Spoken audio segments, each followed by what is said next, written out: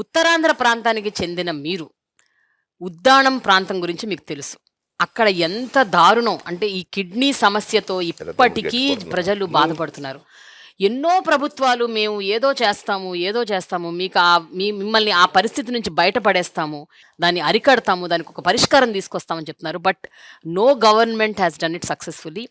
Even YSRCP కూడా మీరు చాలా ట్రై చేస్తున్నారు. బట్ అంత స్థాయిలో ఇంకా పూర్తి పరిష్కారం దొరకట్లేదు. మీరేమంటారండి? ఉద్దానం ప్రాంతానికి విముక్తి ఎప్పుడు? గత పాలకులు దాన్ని నిర్లక్ష్యం చేశారు. గత పాలకులు చాలా మంది కూడా అక్కడ ఉద్దాన ప్రాంతంలో వాళ్ళందరూ కూడా ప్రజలు మన కళ్ళ ముందే చనిపోతున్నారు. అక్కడ వచ్చిన జబ్బులతో, అక్కడ నీటి వల్ల అందరు చనిపోతున్న ఎవరో పట్టించుకోలేదు. జగన్మోహన్ రెడ్డి గారు వచ్చినప్పటి నుంచి దాని మీద దృష్టి సారించారు. ఈ మధ్యన మరి ప్రారంభించారు, మనందరికీ తెలుసు. దాన్ని ప్రారంభించారు. అక్కడ కూడా డయాలసిస్ కార్యక్రమాలు, డాక్టర్లు, ఫుల్ ఫ్లెడ్జ్డ్ డాక్టర్లు కూడా నియమించడం జరిగింది. అక్కడ బహుశా ఇంత పెద్ద హాస్పిటల్ భారతదేశంలో ఇక్కడ ఉండదేమో. ఉద్దానంలో ఉన్నంత విధంగా మూత్రపిండాల కోసం అక్కడ ఉన్న ఆ ప్రాంతంలో ఉన్న పేదలందరికీ ఉపయోగపడుతుంది. దళితులు కావచ్చు, గిరిజనులు కావచ్చు, బడుగు బలహీన వర్గాలు కావచ్చు, పైసా ఖర్చు లేకుండా. నెల ఖర్చు పెట్టినా వైద్యం దొరకని పరిస్థితులు. దానికోసం ఇక్కడ హైదరాబాద్ వెళ్ళాలి, లేకపోతే చెన్నై వెళ్ళాలి, లేదా బొంబాయి వెళ్ళాలనే పరిస్థితి మార్చారు ఇప్పుడు జగన్మోహన్ రెడ్డి గారు వచ్చిన తర్వాత.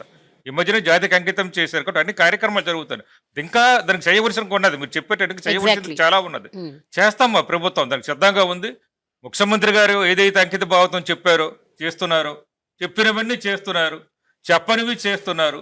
అందులో వైద్యానికి విద్యకు ఇంతకు మనం అనుకున్నట్టు వైద్యానికి విద్యకి ఆయన చేసింది ఎంతంటే 10 రూపాయలు చేస్తారని చెప్పింది ఆయన 100 రూపాయలు చేస్తున్నారు. అది అంటే ఆయన 700 కోట్లు ఖర్చు పెట్టడానికి చెప్పింది 1200 కోట్లు ఖర్చు పెట్టడానికి సిద్ధపడుతున్నారు ఉద్దానం దానికోసం. అయితే దీనికి ఇంత లిమిట్ చేసుకోవడం లేదు. విద్య విషయంలోనే, ఆరోగ్య విషయంలో నో లిమిట్ అని చెప్తున్నారు ఆయన. ఇప్పుడు ఆరోగ్య విషయంలో కూడా తండ్రిని మించిపోయిన తనయుడుగా రాజశేఖర రెడ్డి. కరెంట్ స్టేటస్ ఏంటి అంటే ఏం చెప్తారండి? ఉద్దానం విషయంలో ప్రస్తుతం పరిస్థితి ఎట్లా ఉంది? ప్రజలకి ముందు ఒక నమ్మకం కలిగించాం. అసలు ఎందుకంటే ముందు అక్కడ అవకాశమే లేదు. అక్కడ అది మేము ఇక్కడ ఉన్నాం, మూత్రపిండల వ్యాధులు చనిపోతాం అనుకున్న వాళ్ళకి నేనున్నాను అని ఒక నమ్మకాన్ని కలిగించారు జగన్ గారు.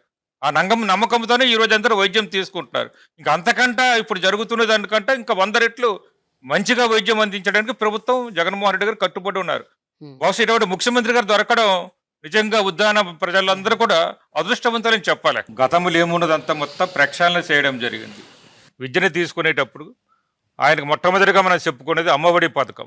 భారతదేశంలో ఎవ్వరు ఊహించని విధంగా, ఎవరు ఆలోచించని విధంగా ఒక అమ్మకి అవకాశం ఇచ్చి 15,000 రూపాయలు ఇచ్చి తన బిడ్డలను బడికి పంపించి, తమ బిడ్డలను స్కూలుకు పంపించి విద్య ద్వారా ఏదైనా సాధించవచ్చని మహాత్ముడు అంబేద్కర్ గారి ఆశయాన్ని మొదట నెరవేర్చారు ఆయన. విదేశీ విద్యను భారతదేశంలో ఏ రాష్ట్రం కానీ, ఏ ముఖ్యమంత్రి గారు కానీ ఒక దళితులకు, గిరిజనులకి నీవు విదేశాలు ఎక్కడ చదువుకుంటాననుకుంటే నీకు 1 కోటి రూపాయలు ఇస్తాను, 1.5 కోటి ఇస్తానని ఎక్కడా లేదు భారతదేశంలో. మరి ఏ ముఖ్యమంత్రి గారు ఇస్తున్నారు? గిరిజనులకు ఇస్తున్నారు అవకాశం. బడులన్నీ కూడా మార్పులు చేశారు. ఒకప్పుడు నేను చదువుకున్న బడిలో నాకు అక్కడ చూస్తే, నేను మళ్ళీ వెళ్ళి చూస్తే సమూల మార్పు వచ్చింది. గిరిజనులు అంటే సాధారణ అందరికీ తెలుసు, కొండ కోణాల్లో నివసించేవాళ్ళు, అడవుల్లో నివసించేవాళ్ళు, భాష రాదు, వ్యాస రాదు, రెండూ తెలియదు అట్లేదు. అటువంటిది ఆ రోజు తెలుగుతో పాటు ఇంగ్లీషు విద్యను కూడా అందించి, ఇంగ్లీష్ భాషను కూడా ఈరోజు అమెరికా వెళ్ళే వాళ్ళు ఇంగ్లీషు విద్య చదువుకున్న మా విద్యార్థులు వెళ్ళారు. రేపు మార్చిలో కూడా అమెరికాలో మా గిరిజన విద్యార్థులకు ఆహ్వానిస్తున్నారు, రండి మీరు ఇన్విటేషన్ ఇచ్చున్నారు. మార్చిలో వెళ్ళబోతున్నారు మా గిరిజన విద్యార్థులు. అంటే అమెరికా వెళ్ళాలంటే ఇంగ్లీష్ కావాలి. ఆ ఇంగ్లీష్ విద్యను ఇచ్చారంటే అంత సమూల మార్పు తీసుకొచ్చి చూసిన గిరిజన ప్రాంతంలోని గౌరవ ముఖ్యమంత్రి గారు చెప్పింది ఒకటే, అంబేద్కర్ ఆశయాల ప్రకారం మీకు విద్యనే ఆస్తిగా ఇస్తున్నాను. ఈ ఆస్తి ఉంటే ఏ ఆస్తి అయినా సాధించుకోవచ్చు, ప్రపంచంలో ఏదైనా జయించవచ్చు.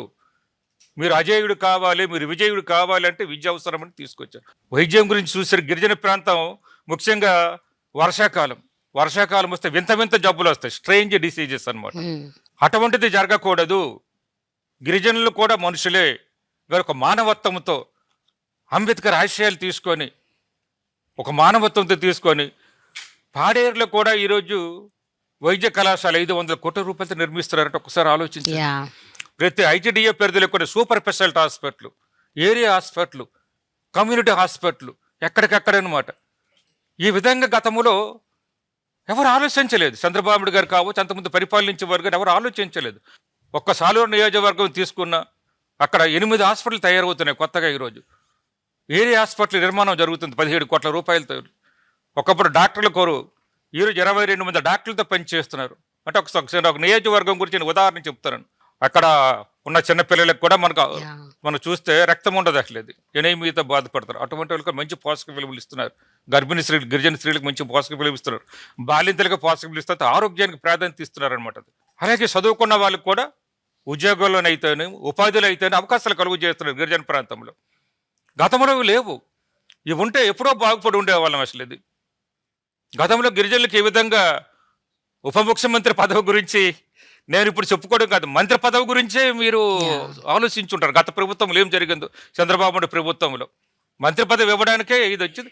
ఎన్నికల ముందు కేవలం నేను ఒక మంత్రిని ఇస్తున్నాను, 6 నెలల ముందు మాత్రం ఒక మంత్రిని, అది కూడా ఎమ్మెల్యే కానీ ఒక గిరిజన కుర్రాన్ని తీసుకొచ్చి ఇదిగో మీకు మంత్రిని చూపించారు. ఇది చాలా అప్రిషియేట్ చేయాల్సిన విషయం.